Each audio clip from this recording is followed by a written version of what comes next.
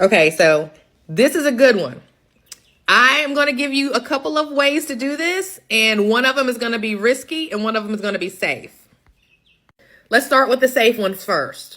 Okay, the safe route is you're going to drive around and find several potential parcels that you would be willing to live on.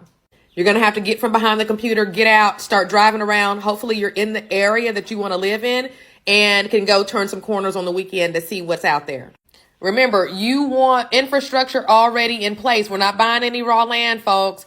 We want something that either has an ugly mobile home on it, boarded up houses, or a vacant lot with a mailbox, which is an indicator that something used to be there. Vacant lots with a mailbox at the end of the street means that maybe had a house that was burned down, but that infrastructure is in place. Next, you're going to send yellow letters on a legal pad piece of paper like this one.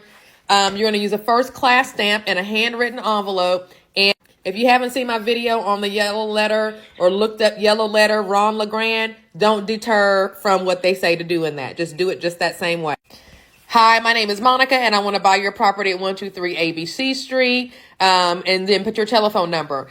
Now, when somebody calls you, try your best to tie the property up.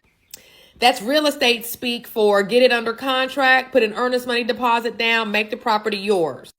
Now, in this contract, you're going to need a long due diligence period, okay? 45, 60, even 90 days. And it needs to also be contingent on the sale of your home. If you don't know how to do all of this, you need to hire somebody who does, or call me and hire me and I'll be your consultant. Now it's time to put your house on the market. You sell your house, buy the land that you have under contract, and figure out what you need to figure out in order to live there. That means you might be living in an RV, a camper, you might go get a shed from Home Depot and turn that into a house. Whatever it is, you're going to have a couple of years of living like that until you figure out what you need to figure out. Okay, that was the safe way to do it. Now let's talk about the risky way to do it. Okay, the risky route is going to start out like the safe route. You're still going to drive around and find several parcels that you would be willing to live on. You're still going to remember that you want infrastructure already in place. You're still looking for the same type of property, ugly mobile home, boarded up house, vacant lots with mailboxes. You're still going to send a yellow letter. You're still going to need a first class stamp, handwritten envelope, the whole nine. Everything here so far is still the same, okay? All of that. Now, when you get it under contract, don't forget, and I forgot to mention this before, you want to get it under contract with owner financing. I did a video on owner financing already, but if you're not confident or comfortable negotiating this contract, then you need to hire somebody who is, and you already know what to do. So all of this stuff, okay? Tie it up, owner financing, long due diligence, sale of home, contingency. Now, go get a HELOC.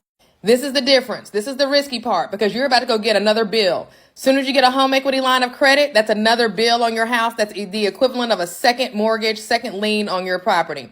You're going to use that cash to go ahead and close on the land that you just got under contract using owner financing. And you're going to use that cash to get situated on the land. Maybe you need to clear some stuff out the way or whatever, but you got the cash to do it.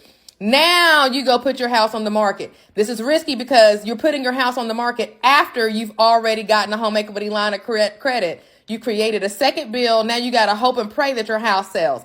That's what makes this risky.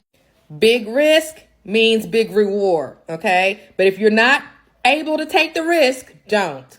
And remember, you need to list it in the MLS because that's going to be the best way to sell your house for highest and best. And remember, you've already got most of your equity, not all, but most of it's already been pulled out in the HELOC that you used to go ahead and buy the land. Don't expect a big payday because you've gotten most of the equity out already. Determine if you can save money by selling it yourself or if you need to hire an agent. Time is money, and the most efficient way to sell one is by getting a good listing agent who knows what they're doing. Then you need to determine whether or not if you're going to sell now or after the NAR settlement. You've heard enough about that. Close on the sale of your house, okay? Possibly still with a little cash in your pocket. Relocate to your land, which is already in some stage of development because you got the cash out from the HELOC. Start living the life God intended for us to live. Go be fruitful and multiply. I'll see you on the next one. Let me know if you have any questions in the comments.